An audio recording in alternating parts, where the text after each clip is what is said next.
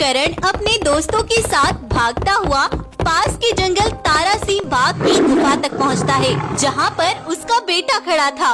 मेरे साथ कुछ मत करना, मैं तुम्हारा गुनहगार नहीं हूँ, मुझे मत मारना।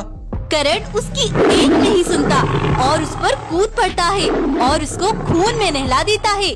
करण अपने दुश्मन के बेटे का सर धड़ से अलग कर देता है और वो सब वहाँ से भागकर वापस आ जाते हैं। इधर करण की माँ भागती हुई अपने पति रुद्र के पास आती है। मुझे बहुत डर लग रहा है, वो आज फिर बहुत गुस्से से यहाँ से निकला था, ना जाने वो क्या करके वापस लौटेगा। मैं अपने परिवार के लिए हमेशा शांति बनाकर रखना चाहता था, लेकिन जब से ये करण जवान हुआ है, कुछ ना कुछ अनहोनी होने का मुझे डर लगा रहता है। उधर तारा सिंह अपनी पत्नी और 2 बेटियों के साथ जब अपनी गुफा पर वापस आता है तो अपने इकलौते बेटे का सर धड़ से अलग हुआ देखता है। ये देख तारा की पत्नी बेहोश होकर नीचे गिर जाती है। तभी तारा सिंह को पत्थर के पास एक खत लिखा हुआ मिलता है।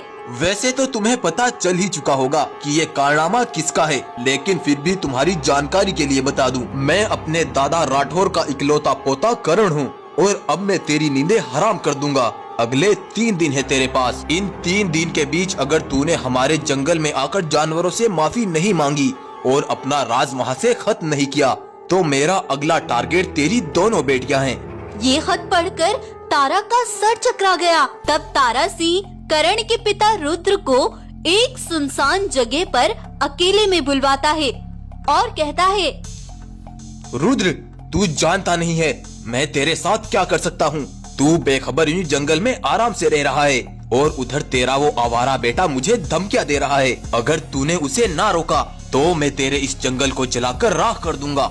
तब रात के समय करण जब अपनी गुफा पर वापस लौटता है तो उसके पिता रुद्र उसको रोकते हुए कहते हैं, कहाँ थे तुम पूरा दिन से और क्या क्या करते फिर रहे हो? अच्छा, तो इसका मतलब तुम्हें सब पता चल चुका है। तो फिर ये भी जान लो, अब मैं रुकने वाला नहीं हूँ। तुम्हारी तरह बुजदिलों की तरह छिपकर बैठने वाला नहीं हूँ मैं। ये कहकर करण अपने गुफा में चला गया। ऐसे ही 3 दिन बीत गए। तारा सिंह का कोई जवाब नहीं आया। 3 दिन पूरे हो चुके हैं, तारा सिंह की तरफ से कोई जवाब नहीं आया। लगता है अब जवाब हमें ही देना पड़ेगा। सिपाहियों, तैयार हो जाओ, हम कुछ देर बाद उसके जंगल की ओर निकलेंगे।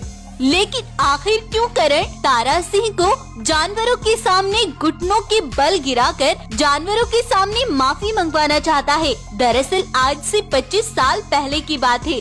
करण के दादा राठौर बहुत बूढ़े हो चुके थे। जंगल की जिम्मेदारियां अपने कंधों पर संभाल